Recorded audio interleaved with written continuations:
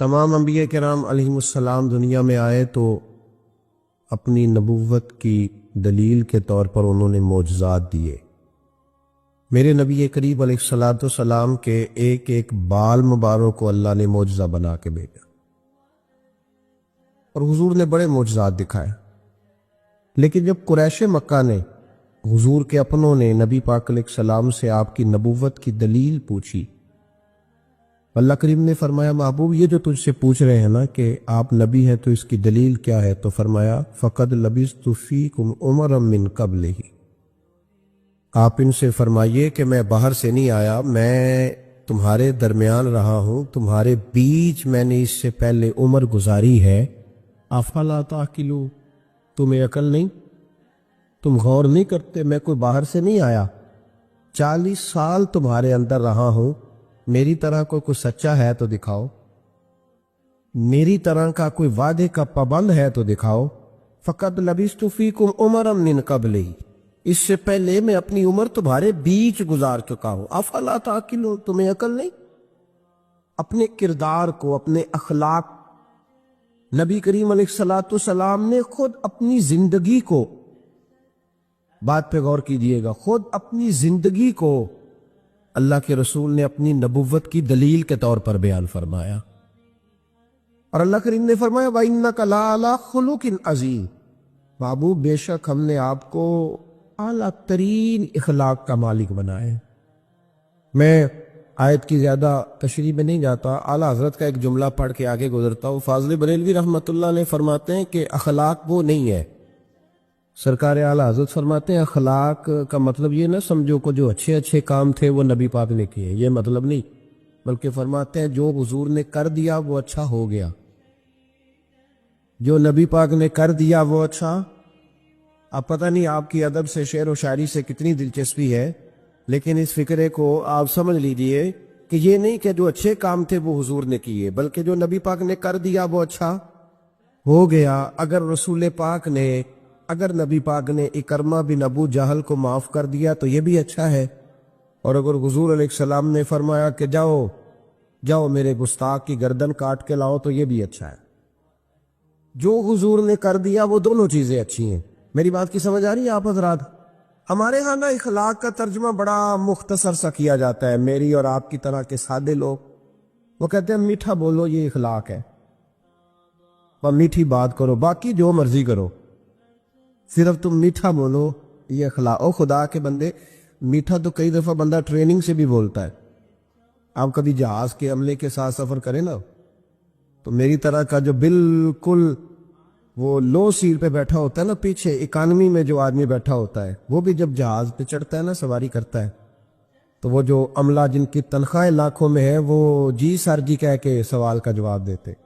آپ جتنا مرضی سخت بولیں، لیکن وہ جہاز کا عملہ آپ کے ساتھ کوئی تلخ کلامی، اس کا مطلب یہ نہیں کہ وہ با اخلاق ہے، ان کی ڈیوٹی ہے کہ آپ نے سخت بات، چلیں یہ تو بات دور کی ہے، میں قریب کی مثال دیتا ہوں۔ آپ چلے جائیں یہاں سمندری میں کسی دکان سے کپڑا خرید لیں، تو اچھا سیل مین کسی اچھے دکاندار نے رکھا ہو نا، تو آپ اس کو کہیں کہ مجھے یار کپڑا چاہیے کوئی سردیوں والا اچھا سا دکھا کوئی، تو وہ ایک تھان کھول کے لائے گا، آپ کہیں گے نہیں وہ والا دکھا، وہ بھی دکھائے گا، پھر وہ نہیں یار تیرے پاس وہ ہے ہی نہیں جو مجھے چاہیے، وہ کہتا نہیں چاچا جی کھلو جو، کوئی پیچھے بھی ہے اویلیبل پہ، ہوتا ہے کہ نہیں ایسے؟ وہ پیچھے سے بھی دو چند تھان اٹھا کے لاتا ہے، کھول کے دکھاتا ہے، بڑا کچھ کرتا ہے، اور یار تجھے پہلے کہا تھا تیرے پاس وہ نہیں جو مجھے چاہیے، تو وہ کہتا ہے جی آپ اس طرح کریں پرسوں آئیے گا، کل مال آنا ہے نیا، یعنی آپ نے اس کو تھکا دیا، ساری دکان کھلوا لی، پھر بھی اس نے غصہ، لیکن جب آپ دکان سے اترے تو پھر اس نے کہا یار دیکھو نخرہ کتنا اس کا۔ تو یہ بتائیں یہ اخلاق ہے کہ ٹریننگ ہے؟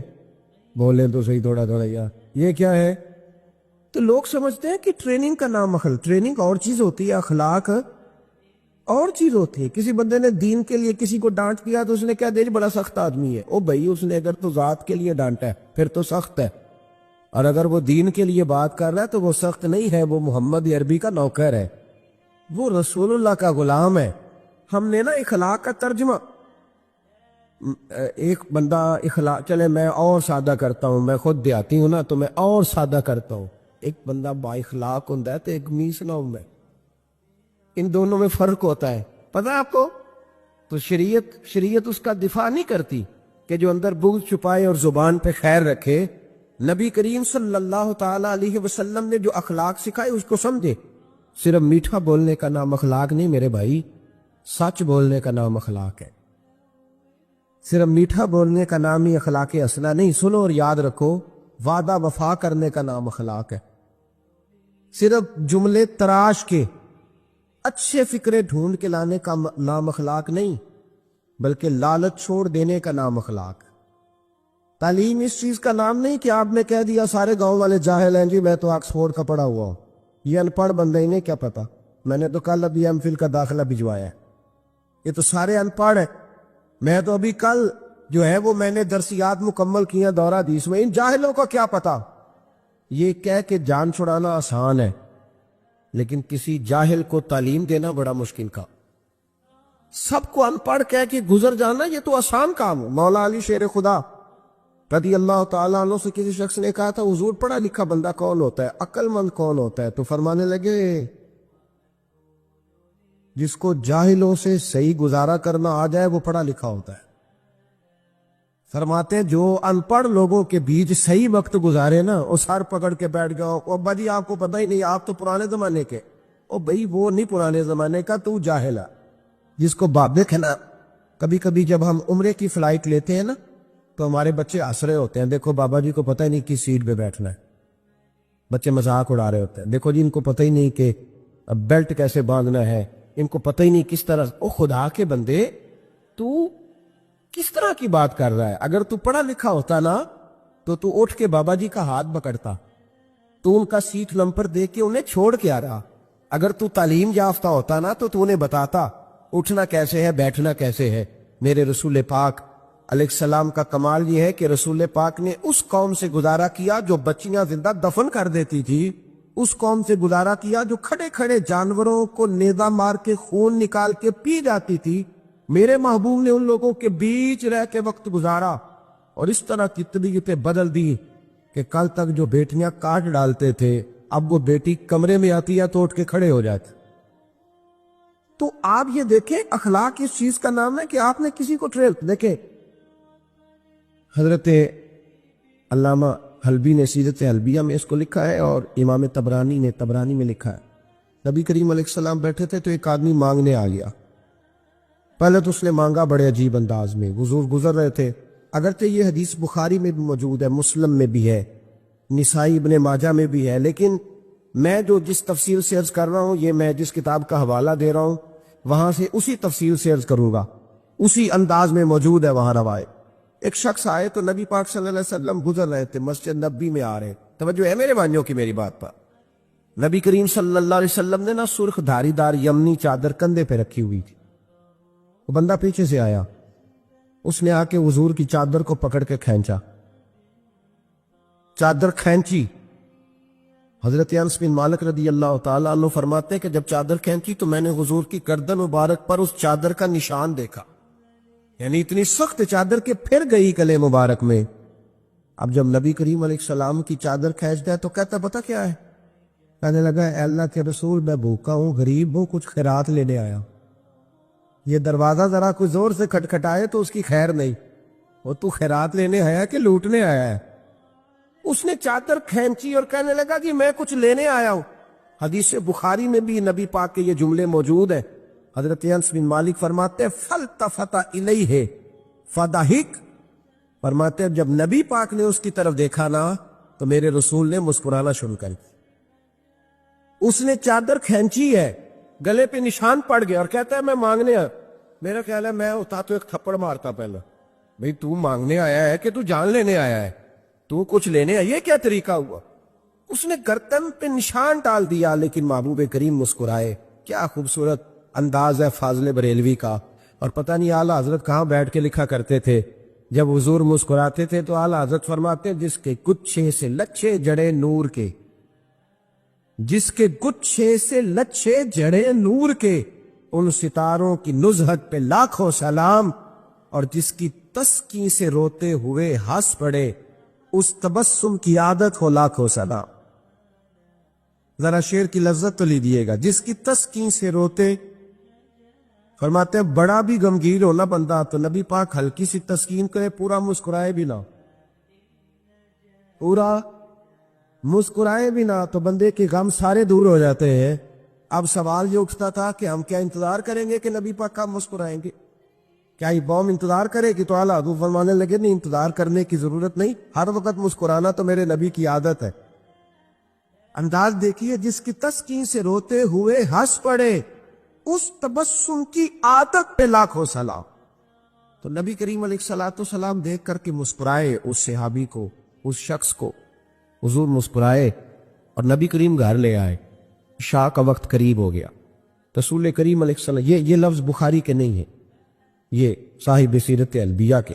لیکن کتنے محتاط انداز میں بات کر، کیونکہ زمانہ بدل گیا ہے نا، حالات بدل گئے. غیروں کی بات نہیں، اپنوں کو بڑی دلیلوں کی ضرورت ہے.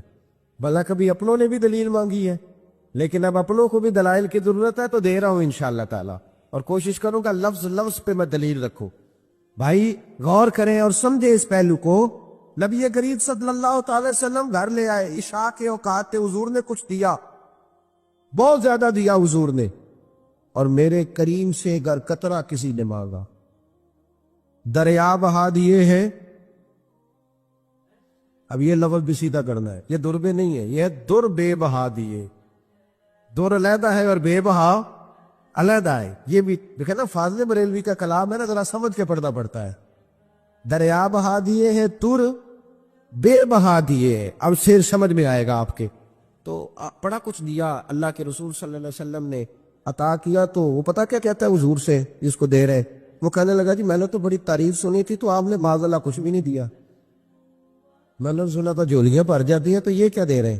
توجہ ہے میری بات پر؟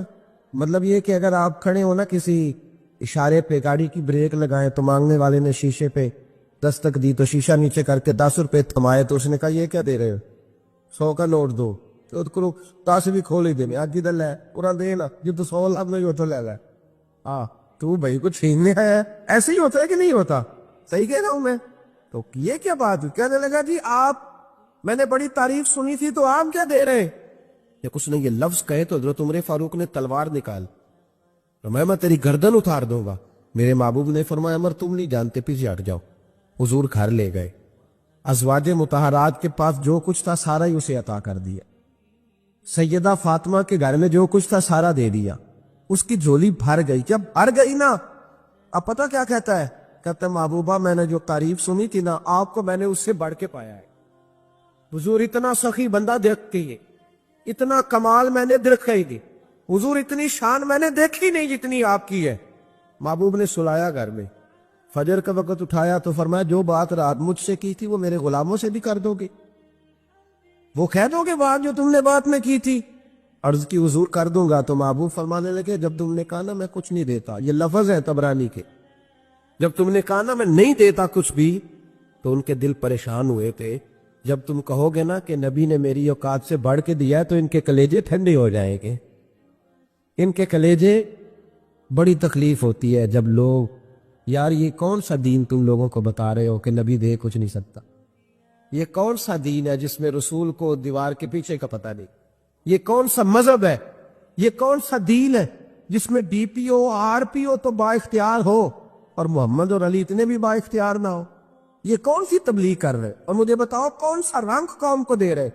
کون سا رنگ؟ تم یہ تو بتا رہے ہو کہ جو چیف آف آرمی سٹاف ہو اس کی بڑی طاقت ہوتی ہے، خبردار لوگ ڈرتے ہیں، اور کہہ رہے ہو نبی کے پاس قوت ہی کوئی نہیں ہوتی.